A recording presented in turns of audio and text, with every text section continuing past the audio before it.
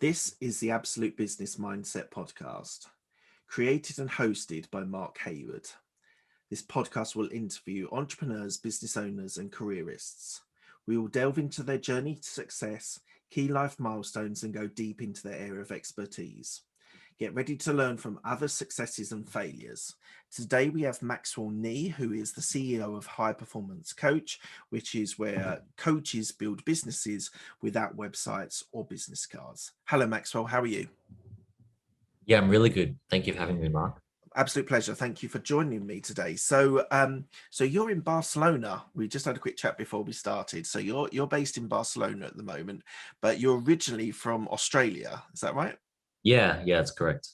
So you grew up in Australia, and when I was doing my research and reading about you, you were saying that travel is a very important part of your lifestyle. So you've been to Australia, Canada, and now you're based in Europe. Um, why was travel so important to you? Yeah, so when I was probably about 9 or 10, I was really lucky that my parents are from Malaysia, but I was born in Australia. My parents took me on like a 2, 3 week trip to back home to see like family and stuff, and I had never traveled before that point, and I just remember, like the whole like my whole world had sort of opened up like literally because my whole world at that point in time was just playing with my Game Boy and my PlayStation and going to school in Australia. And then all of a sudden we went back home to Asia, and my parents come from like a really, really small town that's really, really yeah, not metropolitan and not modern and not not like what you get in Australia. And it just sort of made me really open to the fact that there's all these different experiences, and that feeling of that exciting almost Christmas morning feeling you feel at an airport. I love that. Fantastic. Okay, so you did a business degree at Queensland University of Technology. So why did you choose a business degree? Yeah, so the truth is I started watching a bunch of TV shows that led me towards fantasizing about being an investment banker. Okay. So the investment banker was like the goalpost that I had my eyes on whilst I Yeah. was going through university, and it was like New York City, JP Morgan, Goldman Sachs, investment banking, and the business degree was the first step in that direction. So Right. that was why.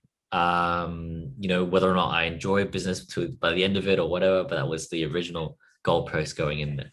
And what did you learn? What did it give you from your expectations, as well as what it actually gave to you as a grounding in business? Yeah, so in terms of the business, helping me build the business that I have now, it gave me absolutely nothing. But in terms of what it gave me as a human to, it's a bit weird someone talking about their own character, but it really, really helped me to build my character because it took me 6 years to do a 3 year degree. And I almost dropped out multiple times. I was on probation once, and they said if you fail one more subject, then you're out. And then, I spoke to my brother one night, and he said, what? And he opened my thinking of like one idea. He said, what you get from business, your business degree or any degree, is more than just what you learn. It's actually the what you learn in how to finish it. How to actually start that thing, finish it, go to all the classes, and finish that commitment. And so that's probably the biggest thing that I got out of it. It was that sense of accomplishment. It could have been any degree, but it was that sense of accomplishment of finishing something that I absolutely hated and didn't want to finish. And also, you get a lot of life experiences as well from university. You meet I can speak from I don't know Queensland University, but from my experience at university, meeting people from all over the country, all over the world, was really fascinating. For me and probably others, drinking and sort of socializing was a massive part of university. Were they things that you found, or were you very strict on what you wanted to achieve, and how you use the degree as an experience? Yeah, so I let me think. Yeah, another big thing that I got from my degree was definitely like those contacts and friends and connections that you were in the trenches with, studying till 3 in the morning. Like nothing can really replace or replicate that sort of bond that you create with the people that you go through university with. So that's definitely like another qualitative thing, like fourth dimensional thing that I appreciate about my degree. It's funny that I'm saying this out loud. I appreciate everything except for what I learned in the degree itself. Fantastic. All right. So you left university with a business degree, and from what I understand, you got a job in banking, which you said that was your ultimate aim. But you had a lot of rejections. There was quite a lot of applications and quite a lot of. How was that coming out of university with a degree and having so many rejections? How was that to deal with? Yeah, so what happened was there was this job that I wanted that I knew I could do really well in. I had the hunger and passion to get it done. And in that job, you needed to have like the first thing that they look for is, really a great degree with great grades. I didn't have the grades because I just didn't have my head screwed on straight for the majority of my degree. So then I thought, okay, how else can I get into this job? Because I know I could do well and I like it, I've got the passion for it and all that sort of thing. So I actually ended up applying like 37 times to the same job. Oh, And really? All yeah, right. yeah, and by the end of it, I said, okay, well, how can I like connect those qualitative sort of fourth dimensional things to give me a better shot? Because a part of me really believed like, yeah, it's a job and there's restrictions and qualifications and all that sort of thing and filtering, but at the end of the day, it's still people. So then, by the end of that year, I had taken out like the whole floor of that whole division of the bank out to coffee. I'd spent like $600 on coffee, being like a poor uni student, just putting on my $199 suit with my $4 tie and just taking people out to coffee and Buddha connection, say hey, and just trying to learn from them, asking them questions, pull out of them what basically I could then include as another way to articulate what I have to offer on my cover letter and CV. So it was like a year-long process, and then I eventually cracked it. And it was just like this big, hallelujah moment of like, holy shit, if you really stick at something and persevere and you're willing to believe that it can happen, that you could just like slip through the cracks into something you're not qualified for. So you found yourself at a bank in Australia, and you've kind of explained why you went into banking. Was it a financial as well as a sort of passion for investment banking that you went into banking? Not really. Like the finances are nice. The finances of banking, definitely makes sense. But what drew me to banking is, yeah, I like the I like the numbers, but not the numbers as in I like maths. Like I like the numbers that, certain percentages of things, of a big number can impact, how young you retire and things like that. Like how little like swings and hinges of investments and things that you could do today can really change the course of your life in 5-10 years time. So I like that. That's really what excites me. So that's sort of what drew me to banking and sort of kept me in there. And yeah, the finances definitely make sense, as well. If you're hungry, you've got a lot to give. They definitely reward you for that. Within the right, also the right economic environment as well. Okay, so you've said a couple of times on the information that you provided and reading about that you ended up being unhappy working in the bank. So what was that shift? What was that mindset shift that made you start to either lose interest or not enjoy the experience anymore? Yeah, so I remember the exact moment that it really hit me. So the exact moment where it hit me was I walked into work one day, at my standing desk at this like really slick office and corporate and briefcase and suit and tie and all that sort of thing. I looked at my boss and his boss and his boss and his boss and his boss. And then I realized that I didn't want any of their jobs. And then I realized, holy shit, what am I even doing here? And then it hit me like there had always been this rock in my shoe of I actually always have wanted to build my own business because I would look at the clients that we bank and think to myself, I could do it better than them. Like just that, that sort of, yeah, I could see the mistakes they're making and I could do it without those mistakes and learn from them and things like that, right? So then it hit me. I'd spent 5 years working on Plan B, and it hit me that I'd spent 5 years, working on this career that had been very successful, coming from a place of fear. When I always had like that rock in my shoe of, yeah, I want to be my own boss. I want to create impact, and most of all, I want a role, position, job, business, whatever you call it, where there's no limits to my effort. What really, really chokes and demotivates me is if you put a ceiling on how much I can grow. And in that year, it happened to be the perfect storm. In that year, the bank had went through like a massive regulation and a tightening. So everyone's like bonuses and everything was all choked and they all had ceilings. And it didn't matter. It didn't matter if you were Usain Bolt, you couldn't win the gold medal. And you just can't do that to me. Nothing kills my spirit and motivation more than saying I can't win the gold medal, if I'm willing to go for it, right? So those things created the perfect storm that sort of really, really made it an unbearable place to stay in banking. So you said your spirit. Have you found working for yourself and entrepreneurship that your spirit and sort of zest for life has increased? Yeah, absolutely. My zest for life wasn't squashed when I was in banking, but my zest for life definitely didn't have an outlet to fire off, and I would fire it off in different ways in banking by going to work in a green suit. I'd go to work in a red suit and everyone's wearing black and blue. But yeah, like I really believe, your everyone's business if they love it. It's like an expression of how they express themselves, a bit like an artist. But your business is just like a big amalgamation of systems and people that is your expression, just like how an artist would express themselves in painting.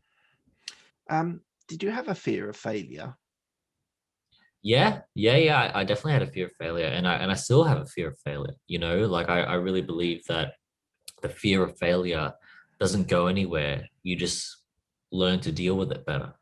You learn to deal with it with more rationale and less emotion and with more evidence and due diligence. Awesome. So then you left your job, your corporate job, and you moved to Canada. Um, why Canada? What was the inspiration behind that? Why not the US? Why not UK? What made you go to Canada?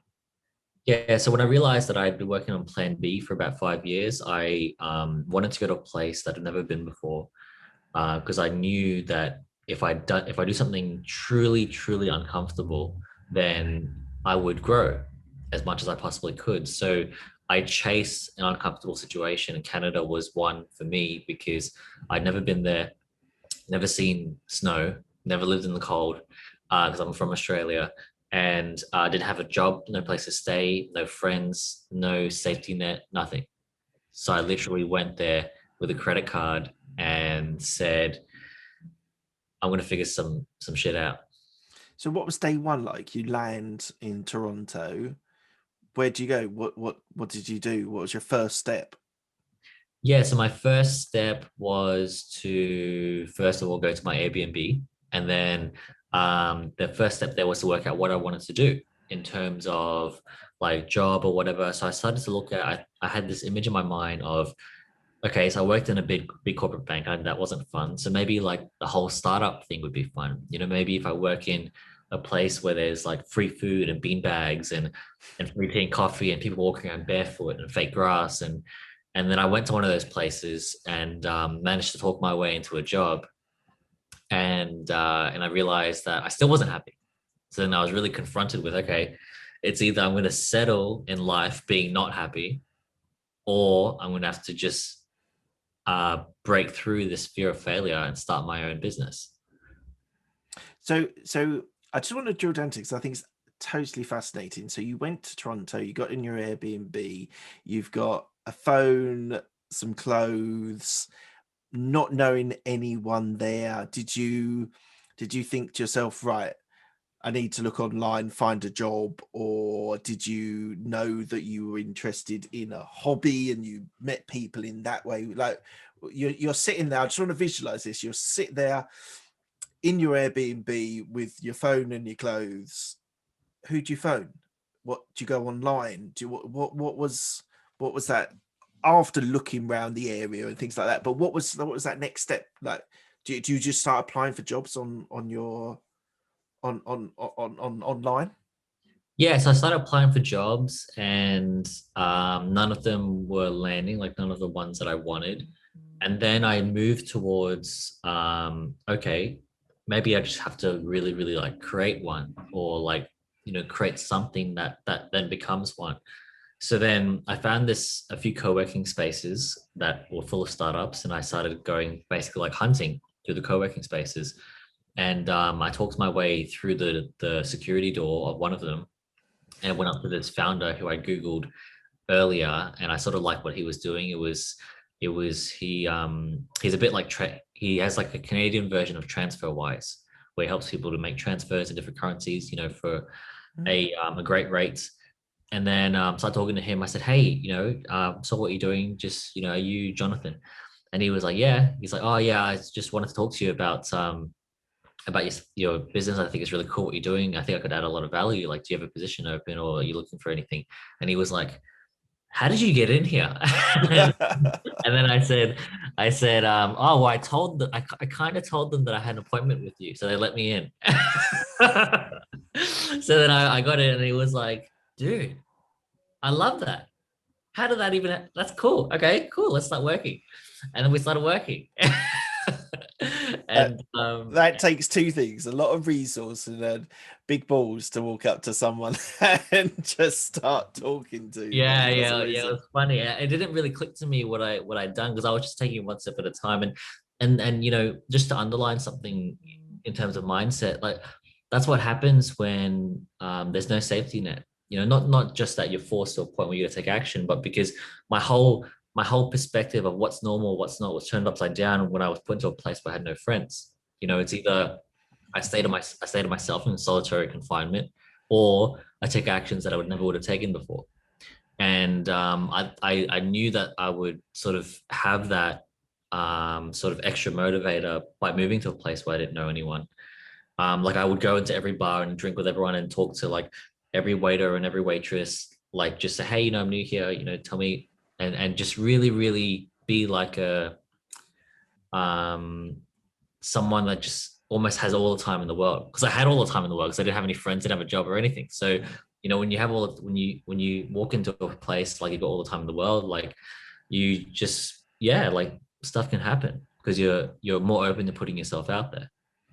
And who did you start hanging out with? Was it people through the startup that you started building friends with, or because someone a friend of mine did something similar, um, but they had a hobby that they enjoyed doing, and um, they were into dancing, into like salsa and all that sort of stuff, and they moved to a different city, not really knowing anyone, and they then built a community through the dance, and then someone knew someone, and then the network grew.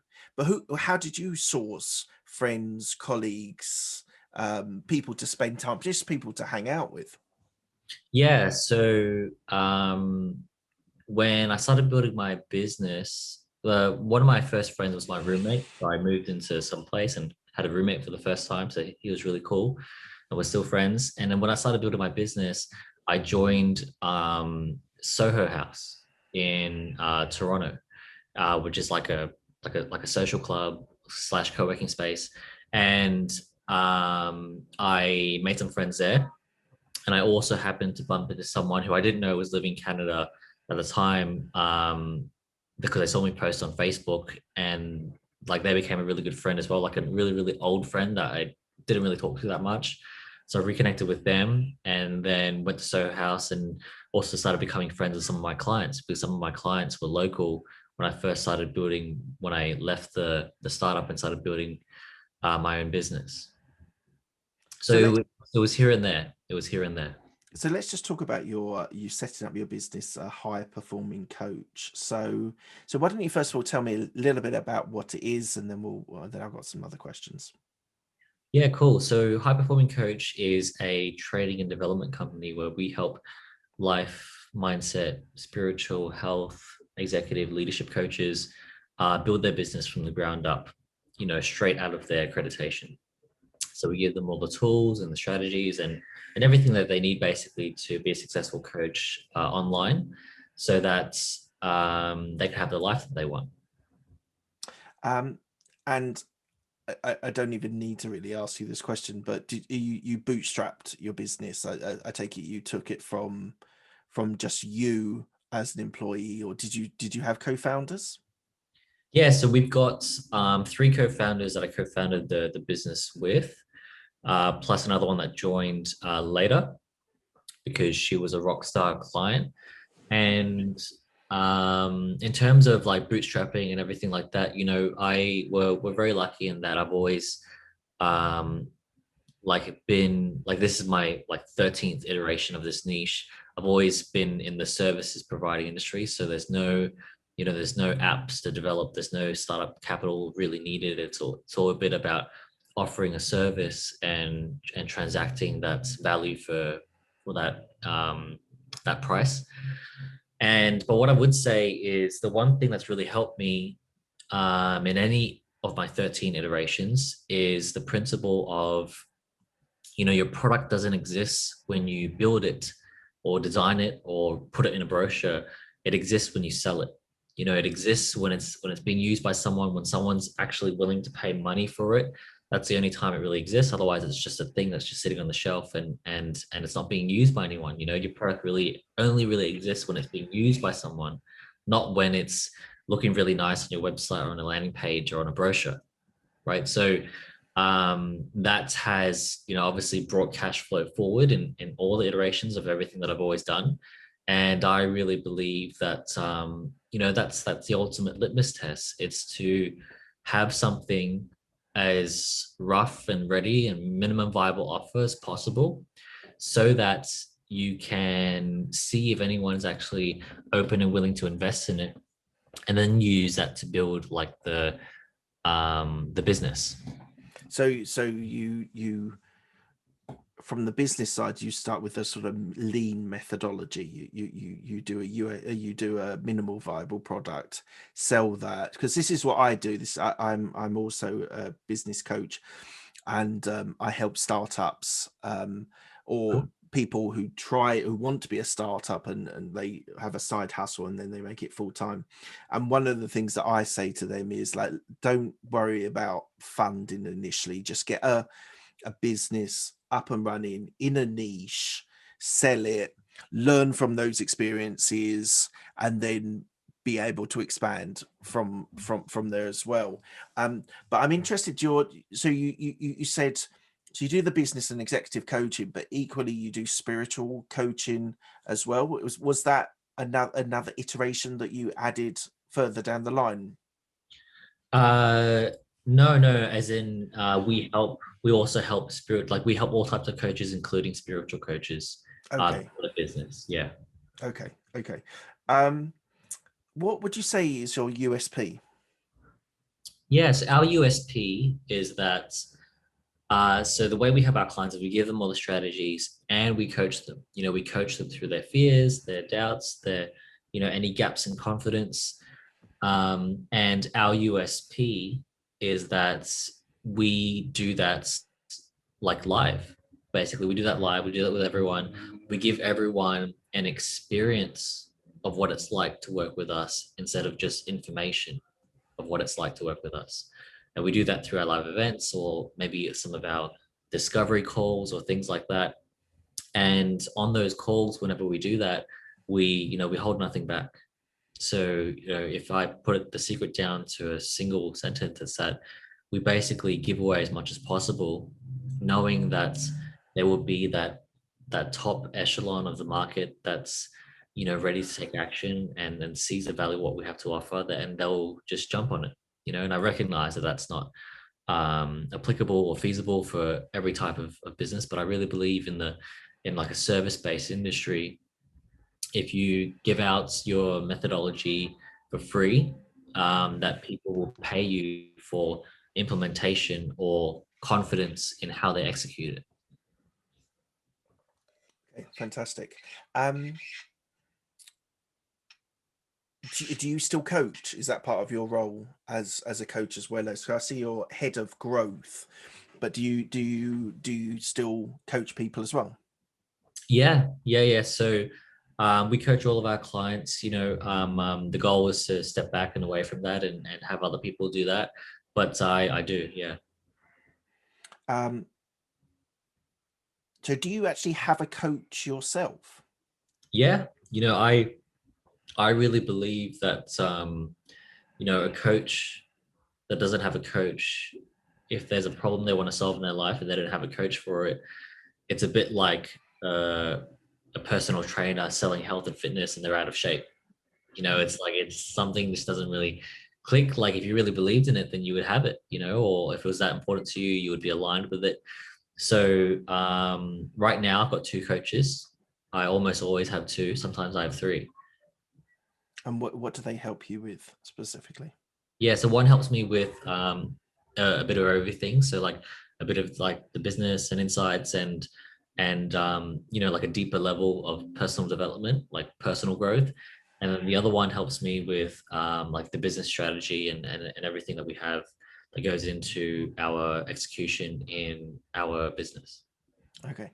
Um, just on a sort of side note from your business, so you are now in Barcelona. So travel is obviously still important to you, even through the pandemic. It sounds. Did you get that experience when you moved to Barcelona? That excitement of moving to a new country, even though you sort of were in a totally different situation where you had your business already set up. Yeah, like the assignment was definitely there to settle in because I've never settled in mainland Europe before. Like I've been in the UK and things like that. And it's I can't tell you how lucky this part of the world is to have like 50 countries in the Schengen where they can all travel freely between each other compared to being in Australia on an island in like the far corner of the world that's 8 hours away from anything. Mm. So it's that part and everything that comes with that, the mix of cultures is definitely exciting for me. Yeah. Fantastic. And I just, I was just wondering. So, your, you said that your business is now, as you've got some mainland Europe clients as well. But could you do your job in any country you chose? As we've now got Zoom and things like that, you don't necessarily need face to face, or have you found that transition to Zoom and various other teams and things a difficult one for your business? Yeah, so we're very fortunate in that we've always done things online through Zoom. Like our clients have always been, in different parts of the world. Like we've never really had a face-to-face client. So the whole pandemic and everything was a great nudge that we should just double down in the online space. Double down in the Zoom events, the live interaction, and everything that we're already doing.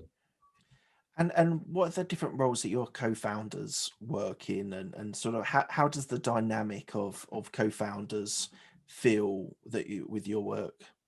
Yeah, so I'm like the sales and marketing guy, so to speak. My One of my co-founders is the mechanic, so he's like the technician that builds systems and the tech and does all of like the automation and the support. We've got two other co-founders that are like front-facing aspirational characters for our clients in terms of they are like great coaches that we have. And yeah, I don't know if that's right or wrong, but that's what we have so far. And we do dip in as well to each other's parts to play whenever we need to. And you said it's taken you 13 iterations to get to where you are now. Just talk me through that process of iterating, and maybe some of the milestones that you went through those 13 iterations. Yeah, so the first thing that when I started my own online business, it was a digital marketing business, right? Digital marketing, so running like Facebook ads and email campaigns for coaches, for life coaches. And then it evolved into, I said, okay, well, I really want to do marketing for gyms because I love fitness and things like that. And that got really boring really quickly. And then I started doing event marketing um, for like a property investment and development firm, which was part owned by um, my brother. And then, sort of went back to coaches and then went to digital nomads and content creators and influencers and yeah, just all sort of bouncing around the online space for who I could market for. And then it actually evolved. It didn't jump. It evolved into this because I realized that I enjoyed helping coaches, and a big part of what you need to help anyone with, whether they're a coach or not, is not just the actions and the strategy, but also the support of the mindset shifts that they need support through or they need help breaking through. So why did you actually choose coaches as a subject, as a niche? Yeah, my initial thinking at the time, I didn't put much thought into it. I just sort of picked one, and my initial thinking at the time was that I imagine that the part of the brain that coaches use for coaching is the opposite part of the brain that people need, not need, but people would want to have being used as a marketer. Like it's sort of the other side of the spectrum. And I recognized that, and I thought, okay, well, I like marketing, and I think coaches, people that dedicate their lives to helping other people with like confidence and anxiety and things like that is pretty cool thing to go for. So that was the initial thinking, and then I evolved into really really enjoying working with this particular audience. What's your favorite part of your role that you do at the moment? Yeah, so there's a few things. It's probably equally tied with when you're helping a potential client, sort of really, really like pop what they're dealing with and just sort of get them to see that, they're being stopped by fear or whatever. So that's really great, really fulfilling. And the other part is actually playing with like the really big pieces, which is now that we've built this business, how can we build a complementary division of the business in this direction or this direction? Or how could we maybe work a bit closer and partner with a supplier to then add more value to our clients and also, build something that builds on top of what we have now instead of starting another business all over again. Um, so you appreciate the sort of macro as well as the micro level of Yeah, your role. yeah, Um, so I'm a coach. I'm a business coach. Um, I help startups and small businesses reach their dreams. Um, if you were to work with me, how would you? What sort of initial questions would you ask? What sort of insights would you need to be able to get the most out of your services that you provide? yeah. So the first thing I would do is I would get the person present to or reset their vision, you know. And by vision, I very simply mean what do they want? Why do they need help? Why are they speaking to me? So I might ask questions like, okay, so where are you at right now in your business and where do you want to be? And then once we get those clear, which is usually in terms of like numbers, like yeah, I'm earning $5,000 to $8,000 a month now, and I want to earn 15 to 20,000. I said, okay. And then if you did that, what would that mean for you? Like what's behind the money? Like what's the goal behind the goal? Because the goal behind the goal is always the thing that really, really pulls them out of bed instead of the urge to earn money, where they've got to push themselves out of bed. And then, they might sort of get connected to something like, oh, well, I just love to earn an amount of money where I could take my grandparents for a holiday whenever I like.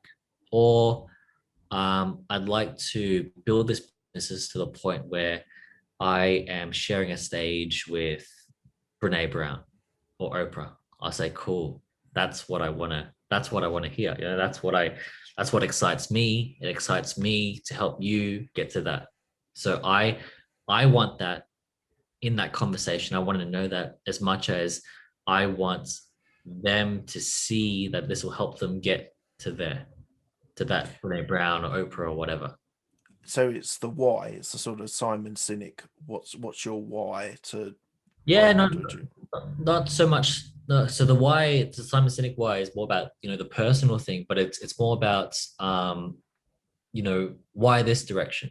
What's at the end of the horizon of this direction in your life. Is it to be the world's leading authority in this, or is it to be financially free, or is it whatever that is. I want to know that, because you know people don't look at that often enough, and for me to flush that out in a conversation with someone gives really serves them, because it reconnects them to where their juice and energy is coming from. And it juices me, because it juices me that I'm helping someone fulfill on that thing that's so important to them. How do you use social media part of your strategy with coaches? Is it a fundamental, or I know you said at the start that you don't use business cards or websites. So is social media a key player for you? Yeah, so social media is a bit like, we help our clients use social media like a networking event on demand.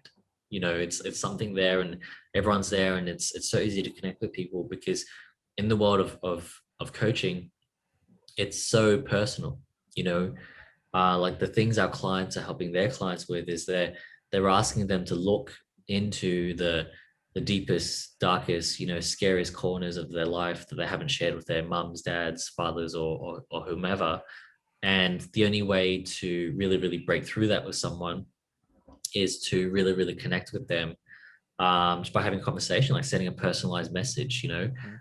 really, really slowing things down to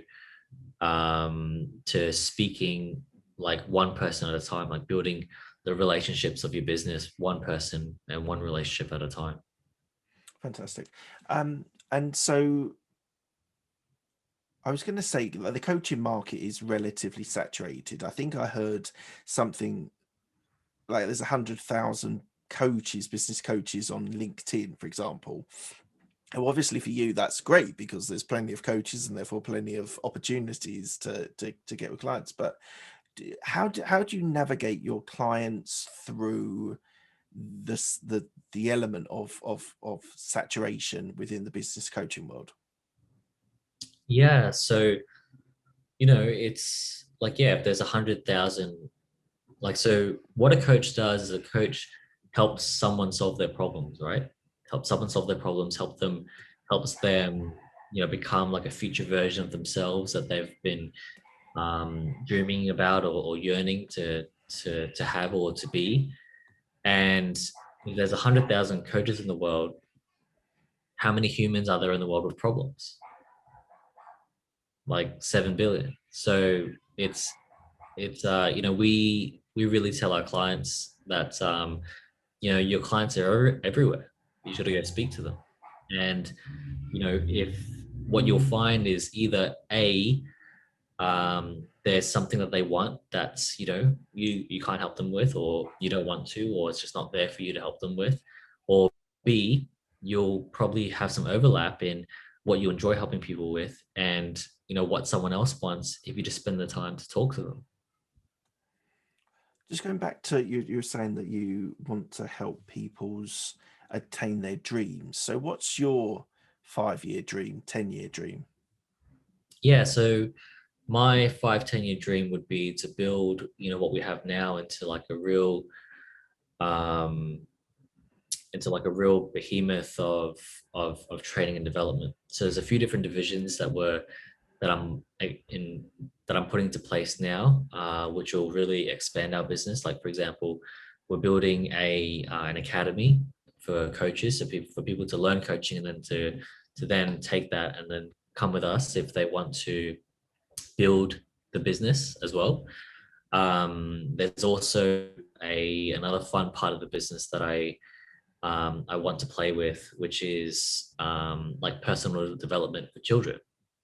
So it's very very early stages, but the concept is basically that children will be set up like if for someone's children to be set up so that by the time they're doing personal development as an adult, it's less painful and they're sort of more open and they're more moved along to really really take that on, or they might not need it as an adult because they've done so much as a kid and they're happy with what they've done so far. And yeah, so there's all those sort of really fun different divisions that we want to build, and that is my focus for the next 5 to 10 years. So you talked about personal development, and I wouldn't say all people, all entrepreneurs, but I think there's an element of most people who work as a business owner have some sort of personal development. Who's your inspiration to what you do? Is it a thought leader? Is it a relative, a family member? Who's inspirational for you? Yeah, so for me it would be you know, I really resonate with what Elon Musk is doing because I really believe like an entrepreneur, their role, the whole reason why entrepreneurs succeed is because they're solving problems for people, and Elon is solving some of the biggest problems on the planet. That's why he's the most successful entrepreneur on the planet. So that's the game that I'm really up for. It's solving bigger and bigger problems for um, the evolution of the human race, so that um, we keep evolving as a race, and what that will give everyone, and that's like the lasting impact that I think every entrepreneur has the ability to contribute to. That's fascinating. That's fascinating. So you see, they say that the more money you make, the more influence, but you just get bigger problems, don't you? You just climb up the ladder of bigger problems to solve. Yeah, yeah, you climb up the ladder of bigger problems to solve, and whoever's willing to solve the biggest problem basically gets the most rewarded, just like Elon Musk, right? And if you solve a problem for 1 million people, you'll do really, really well. If you solve a problem for 1 billion people, you do even better. But the thing with Elon Musk is that he has such diverse different businesses. So Tesla, SpaceX, the hyper, the hyperdrome, the boring company.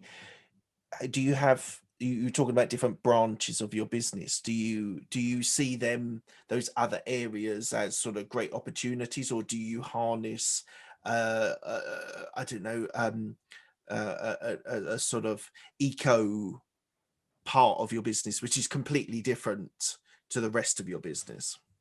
Yeah, so yes, it's correct that Elon's businesses are different, but they're also very, very similar. They're also very similar in that they are solving um, like almost like macro problems that impact and benefit a lot of humans. Like in many ways, solving solar for houses is no different to the Boring Company, where he helps people like beat traffic and get years of their life back. Like they're all like macro, you know, like the whole human race will appreciate the evolution of how these problems are solved for forever. So they're the same in that sense, and that's the common thread that I see between his businesses. The common thread between ours is the personal development thread. All the branches of all of our businesses and divisions will include threads of personal development and basically um, humans getting the most out of themselves. And is that why you're thinking of helping kids to, because it's quite a marketing strategy. If you start getting involved with kids, they can stay clients for 50, 60, 70 years. Is that part of your marketing strategy? I actually hadn't even thought of that, but yeah, there's a great lifetime value helping kids, right? But what clicked for me was, when we help some of our clients, they sort of get like an insight sometimes where they say, oh, I I I had I was told this belief that money makes you evil when I was 5, and I'm realizing now how much that's how much I'm stuck in building my business because I can't build my business to make money if I believe money makes me evil, right? As an example. Mm. And then it hit me. It said, okay, so and then every parent that comes through our program, as an example, they often say the same thing, like, this has really shown me how to be more aware about how I treat or speak to my kids, and how like little things can sort of build up, and things I tell them, I might mean it one way, they might listen to it another way, and that could impact the rest of their lives and things like that. And then it hit me, okay, well, if they're already, aware of how much all of these things can sort of become heavier and heavier as people grow up, then why not help them to help their kids with the new awareness that they've got. So that's where it originally came from. But yeah, I agree. The lifetime value point is a great insight. Um, and so the last bit that we talk about on this podcast is about future endeavors. And you kind of talked about where you see your businesses or where you'd like your businesses to branch off with different divisions. But for you personally, what does the future hold for you? Yeah, so I I wouldn't be able to live with myself if I knew that I didn't give everything that I've got. Not because I've got an attachment to like being recognized or anything like that, but because I know that I can. I think it's just such a waste of opportunity if I don't. I think it's a waste of opportunity if everyone doesn't give it everything that they've got. That's why, I'm in the business of personal development, helping people give more of what they've got. So, um, what that looks like for me is that I want to solve, um, you know, the world's biggest problems. I want to solve, like Elon Musk, colonizing Mars type of problems, and whatever they show up as. Um, you know, uh, I just want to solve. Yeah, I just want to basically go into the future knowing that I'm contributing in that way, the same way that Elon is. And right now we're contributing in the way of, the human disease almost of a lack of self-confidence, right? That's like the common thread of all of our clients and what all of our clients have all of their clients with. Oh, that's very interesting. So there's a you think that is the key to unlocking for your coaches is to that personal development from their development as a coach and as a person, and sort of fear of failure or is a critical component of what you're offering to coaches and to people. Yeah, because the only thing different between an Olympic gold medalist and an Olympic bronze medalist is everything that goes inside their head. The only thing different. And I believe that the only thing different between every human on the planet is what goes on inside their head. So when they can get their head straight and clear and focused, and with all the support that's required to get that to where they want it to be, then they can do whatever they want. Fantastic. They should they? Yeah, absolutely. All right, we're coming to the end of the podcast. I ask the same 6 questions to all of my guests. They're quick fire questions. They don't need a quick fire answer. It's up to you. The first question is, what's the best decision that you made? Okay, the best decision that I've made was to quit banking. What's the best piece of advice you've been given?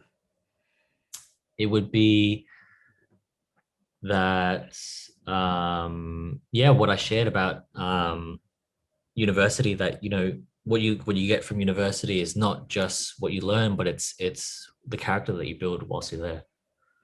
Who's helped you most in your career? That'd be tough. It would be between my brother and my business partners. So what does your brother do? Sorry, I'm jumping, but Yeah, what yeah. what does your brother do? So my brother does mortgage broking and also property development and investment In Australia still? in Australia. Yeah. Okay. And he's been a source of help, assistance, advice. Is he older than you? Yeah, yeah. He's older than me. Yeah, Okay. Big brothers do help, don't they? yeah, yeah. Do you have any regrets? Do I have any regrets? Um, no, no, no, no. Because I've really learned to appreciate like the lessons that you learn from things. But that's a bit of a cop out. So let me see if I can give you an answer. Some of the regrets would be, in my personal life, it would be like holding on to like that relationship when I knew it wasn't right, holding on to basically holding on to anything that I knew that wasn't right and that I knew that would sort of end anyway. And it's like you're just going through the motions whilst you tolerate this thing that isn't working for you. So anytime I do that's something I could do without. Good answer. What are you most proud of? I am most proud of being able to have the freedom to the point where I'm paying for my mom's mortgage right now. So paying for a mortgage in Australia, and I'm able to do that. And someone else asked me for some help as well recently. Can't remember what it was about, but I was able to help them, and just not that I'm doing it, but to be able to say yes to like random, monetary things like that. That's fantastic. Thank you.